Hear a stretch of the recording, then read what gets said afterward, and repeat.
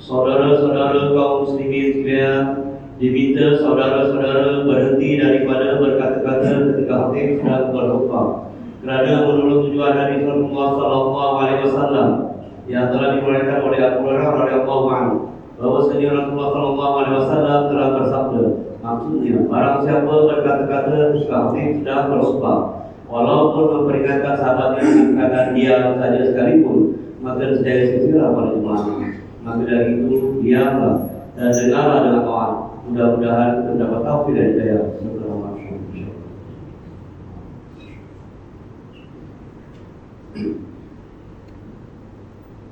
Alhamdulillah, alhamdulillah qail. Ya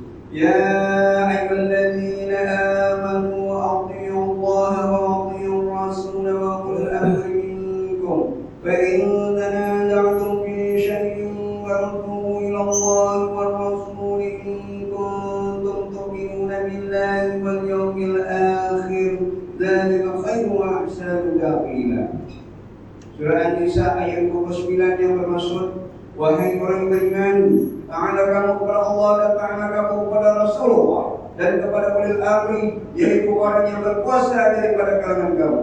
Kemudian, jika kamu berkata-kata yang perselisihan dalam sesuatu perkara, maka adalah kamu mengembalikannya kepada kita Allah, yaitu Al-Quran dan Al-Sunnah Rasulnya, jika kamu benar-benar beriman kepada Allah dan hari akhirat. Yang demikian adalah lebih baik bagi kamu dan lebih elok pula kesudahan. Sidang iman yang dirahmati Allah sekalian, marilah kita meningkatkan rasa takwa kita kepada Allah Subhanahu wa taala dengan bersungguh-sungguh melaksanakan segala perintahnya dan meninggalkan segala larangannya. Semoga kehidupan kita akan sentiasa diberkati dan mendapat kerahmatan dari Allah Subhanahu wa taala di dunia dan juga di akhirat. Mimbar Jumat pada hari ini akan menyentuh berkenaan tajuk riba, jangan biarkan ianya melebar. Masyarakat muslimin rahimahullah, riba adalah merupakan penyakit yang telah lama dikenali dalam sejarah kehidupan manusia. Walaupun nama dan gelarannya mungkin berbeda mengikut zaman, akan tetapi cara ia diamalkan dalam urusan kehidupan manusia tetap sama. Para ulama menjelaskan bahawa riba ialah perbuatan menambahkan jumlah beban hutang kepada pihak yang berhutang atau menambahkan jumlah ekoran ketika melakukan pertukaran barangan-barangan yang bersifat ribawi dengan cara tidak tunai. Al-Imam An-Nawawi menyebutkan bahawa telah sepakat seluruh ulama Islam mengenai pengharaman riba dan ia termasuk dalam kumpulan dosa besar dan juga diharamkan oleh semua agama. Dalam surah Al-Baqarah ayat 278, Allah Subhanahu wa taala mengingatkan orang-orang yang beriman supaya menjauhi amalan riba menerusi firman-Nya sebagaimana yang telah dibacakan di awal khutbah tadi yang bermaksud, wahai orang yang beriman, takutlah kepada Allah dan jauhilah, jangan menuntut lagi bagi riba yang masih ada pada orang yang berhutang itu, jika kamu benar-benar orang yang beriman. Ayat ini merupakan suatu amaran dan peringatan yang besar dari Allah Subhanahu wa taala kepada manusia agar tidak memandang remeh terhadap amalan riba. Maka kita perlu bersungguh-sungguh untuk memastikan bahwa setiap jual beli, pinjaman dan urusan perniagaan yang dijalankan perlu bersih daripada dosa riba. Saudara-saudaraku sidang hadirin yang dirahmati Allah sekalian, ketahuilah bahwa amalan riba itu diharapkan karena sifatnya yang tidak adil dan menzalimi orang lain. Allah Subhanahu wa taala memerintahkan kita supaya sentiasa berlaku adil, tidak kira kepada orang kaya maupun orang miskin. Allah Subhanahu wa taala membenci orang yang mengamalkan riba karena mereka cenderung berlaku zalim terhadap orang lain.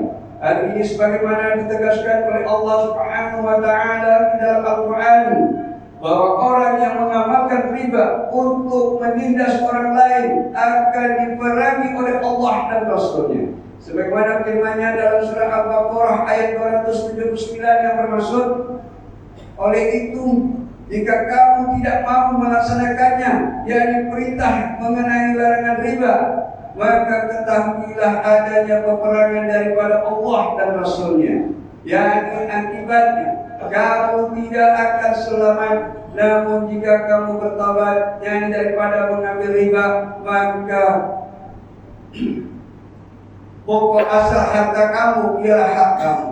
Dengan itu kamu tidak menzalimi orang lain dan tidak pula dizalimi. Selain diancam dengan amalan yang begitu hebat, Allah Subhanahu wa taala juga menyatakan bahwa orang yang melakukan riba akan kekal diazab di dalam neraka serta jiwa mereka tidak akan tentram. Disebutkan dalam sebuah hadis bahwa baginda Rasulullah SAW meletakkan dosa riba sebagaimana salah satu dari 7 dosa besar yang dimurkai Allah. Rasulullah SAW bersabda sebagaimana yang diriwayatkan daripada Abu Hurairah radhiyallahu anhu yang bermaksud, jauhilah oleh kalian 7 perkara yang membinasakan. Para sahabat bertanya, wahai Rasulullah, apakah 7 perkara tersebut? Baginda menjawab, syirik kepada Allah, sihir, membunuh jiwa yang diharamkan oleh Allah kecuali dengan sebab yang dibenarkan, memakan riba, memakan harta anak yatim, melarikan diri dari medan pertempuran, dan menuduh zina wanita beriman yang menjaga kehormatannya. Hadis di atas menjelaskan bahwa dosa memakan riba itu berada sebaris dengan dosa-dosa besar yang lain. Begitu juga di dalam hadis yang lain ada menjelaskan bahwa dosa riba yang paling ringan adalah bagaikan seorang lelaki yang berzina dengan ibu kandungnya sendiri. Sidang umat yang dirahmati Allah sekalian, sebelum kita beredar pulang ke rumah atau ke tempat kerja masing-masing, Mimbar ingin menyampaikan beberapa nasihat dan pesanan untuk direnung. Pertama, kuatkan hati dan pegangan kita supaya dapat dijauhkan daripada terlibat dengan amalan riba. Hal ini karena riba adalah merupakan cerminan terhadap sifat zalim dan akhlak yang buruk di dunia ini. Ia adalah merupakan lambang kepada sifat bakhil dan kufur terhadap nikmat Allah Subhanahu wa taala. Orang yang terlibat dalam dosa riba, hatinya akan keras dan jiwanya akan tamak terhadap kemewahan dunia. Sifat kebaikan yang ada dalam diri seseorang itu akan menghilang dan akhirnya akan diganti dengan jiwa yang cinta dunia. Kedua, riba akan menyebabkan kehilangan keberkatan pada harta yang kita miliki. Orang yang terlibat dengan amalan riba, hartanya mudah hilang atau habis melalui jalan yang tidak berfaedah. Mereka akan merasa miskin dan fakir walaupun hakikatnya mempunyai uang yang banyak. Rasulullah SAW bersabda, sebagaimana yang diriwayatkan daripada Ibnu Mas'ud radhiyallahu anhu yang bermaksud, sesungguhnya riba walaupun banyak yakni dari sudut jumlahnya, akan tetapi hasilnya akan membawa kepada nilai yang sedikit yakni serba kekurangan. Dan yang ketiga, pastikan diri kita dan ahli keluarga supaya tidak terlibat dengan apa-apa janjian dan jual beli yang berunsurkan riba. Pada hari ini terdapat berbagai kaedah pinjaman dan pelaburan yang berlandaskan syarat disediakan untuk umat Islam. Ia bukanlah suatu pilihan untuk kita memilihnya. Bahkan orang Islam wajib mengambil yang halal dalam kehidupan mereka. Maka berhati-hatilah dalam setiap urusan jual beli. Jauhi daripada perkara-perkara yang syubhat dan merasakan sesungguhnya agama Islam memberikan jalan keluar yang terbaik bagi seorang muslim untuk memilih mana-mana urusan yang mengikut perintah Allah Subhanahu wa taala. Ma'asyiral muslimin rahimakumullah. Sebagai kesimpulan bagi mengakhiri khutbah kita pada hari ini, mimbar ini berpesan dan mengingatkan bahawa keberkatan terhadap harta itu akan hilang apabila seseorang itu menghampiri riba. Renungkanlah wajah istri dan anak-anak kita di rumah. Sesuap rezeki yang disuapkan ke mulut mereka dari sumber uang yang haram, maka ia adalah merupakan suatu kezaliman yang sangat besar di sisi Allah. Mereka akan menjadi manusia yang tidak berdosa karena hilangnya rasa takwa yang ada dalam diri kita sebagai seorang ketua keluarga. Janganlah heran jika anak-anak dan berian keturunan kita bersifat keras hati dan enggan mengutamakan Allah dalam kehidupan. Mungkin ianya disebabkan oleh sikap kita yang zalim terhadap perintah Allah Subhanahu wa taala. Firman Allah Subhanahu wa taala dalam surah At-Tahrim ayat 6, A'udzu billahi minasy syaithanir rajim. Ya ayyuhalladzina amanu anfusakum wa ahlikum naran waquduha an-nas wal hijarah 'alayha malaikatun ghilazun shidadun la ya'suna Allah ma amarahum wa yaf'aluna ma yu'marun. Yang bermaksud, wahai orang yang beriman, peliharalah dirimu dan keluargamu daripada api neraka yang bahan bakarnya adalah manusia dan batu berhala. Penjaganya para malaikat yang kasar dan keras, yakni layanannya yang tidak terhaka kepada Allah terhadap apa-apa yang diperintahkannya kepada mereka dan selalu melakukan apa-apa yang diperintahkan. Barakallahu li wa lakum bil Qur'anil azim wa nafa'ani wa iyyakum bima fihi min al-ayati wa dhikril hakim wa taqabbal minni wa minkum tilawatahu innahu was-sami'ul 'alim. Aqulu qawli hadza wa astaghfirullah li wa lakum wa li sa'iril muslimin wal muslimat wal mu'minina wal mu'minat fastaghfiruhu ya rabbal mustaghfirin wa ya najatan da'imin. آمين يا موافق طاعين ووفقنا لطاعتك أجمعين وتب علينا وعلى المسلمين واغفر ذنب من يقول أستغفر الله العظيم أستغفر الله.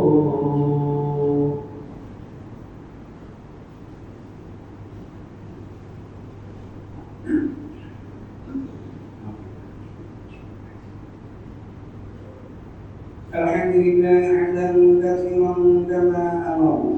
Asyhadu an la ilaha illallah wahdahu la syarika lah iqraran bi rububiyyatihi wa iqraman liman jahada bihi wa kafar. Wa asyhadu anna sayyidana Muhammadan sayyidul bashar sallallahu ala sayyidina Muhammad wa ala alihi wa sahbihi man taqabbal anhum bi nadarihi bi hubbah. Amma ba'du ya ibadallah, ittaqullaha fima amar wa ta'u amma nahakum anhu wa zajara. Wahai hamba Allah, Ingatlah bahwa dunia ini adalah tempat tumpangan untuk sementara. Akhirat juga adalah sebenar-benar tempat yang kekal untuk selama-lamanya. Oleh itu, marilah kita bertakwa kepada Allah untuk mendapatkan kebahagiaan serta menyelamatkan diri daripada siksaan api neraka. Allah berfirman dalam surah Al-Ahzab ayat 56, Inna Allah wa malaikatahu yusalluna 'alan nabi ya ayyuhalladzina amanu sallu 'alaihi wa sallimu taslima. Yang bermaksud sesungguhnya Allah dan malaikat yang berselawat yang memberi segala penghormatan dan kebaikan kepada Nabi Muhammad SAW. Wahai orang yang beriman, berselawatlah kamu kepadanya serta ucapkanlah salam sejahtera dengan penghormatan yang sepenuhnya. Allahumma shalli wa sallim ala sayyidina Muhammad wa ala ali sayyidina wa maulana Muhammad. Marilah kita bermohon kepada Allah Subhanahu wa taala semoga Allah meridai khalifah Rasulullah sallallahu alaihi wasallam yaitu Sayyidina Abu Bakar As-Siddiq radhiyallahu anhu, Sayyidina Umar bin Affan radhiyallahu anhu, Sayyidina Utsman bin Affan radhiyallahu anhu, dan Sayyidina Ali bin Abi Thalib radhiyallahu anhu, dan sahabat-sahabat baginda yang sama-sama berjuang menegakkan agama Allah yang maha suci ini radhiyallahu anhu.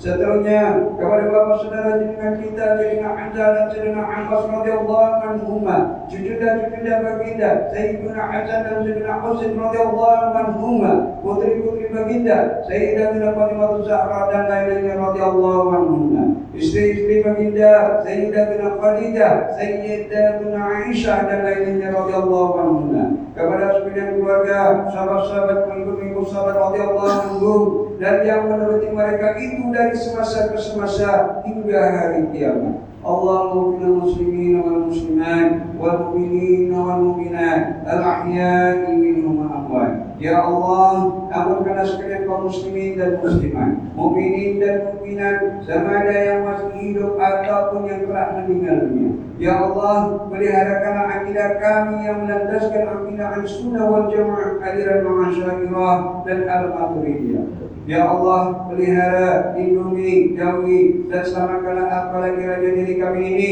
zuriat keturunan kami, keluarga kami, dan umat Islam keseluruhannya daripada apa jua bala dan bencana, wabak dan penyakit, segala mara bahaya, kesusahan dan keburukan.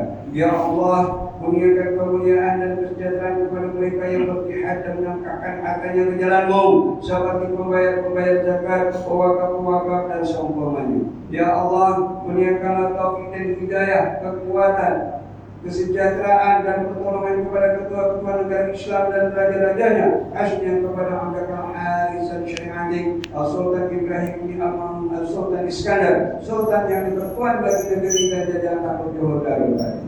Kepada Raja Zahid Sofia binti Al-Marhum Sultan Idris Shah Permaisuri Johor, kepada Tunku Ismail bin Sultan Ibrahim Tunku Mahkota Johor, Datuk Perbesar Khalida binti Mustamam, paduka putra-putra dan putrinya, kerabat-kerabat raja dan rakyat sekalian. Allahumma a'inal Islam wal muslimin wa qul kama tawallati an sayyiati wal musyrikin wa kullu man wa'anu wal din. Allahumma qallil humul muslimin wa bidayna 'anil madinin wa anzil 'asr al-manjuni wa ja'alna البلد آمين مطمئنا رحيا وسائر بلاد المسلمين آمين يا رب العالمين. اللهم ألقنا وذرياتنا وانصرنا وقل عن الجنة مع الأبرار يا عزيز يا غفار يا رب العالمين. ربنا هب لنا من أزواجنا وذرياتنا قرة أعين واجعلنا للمتقين إماما.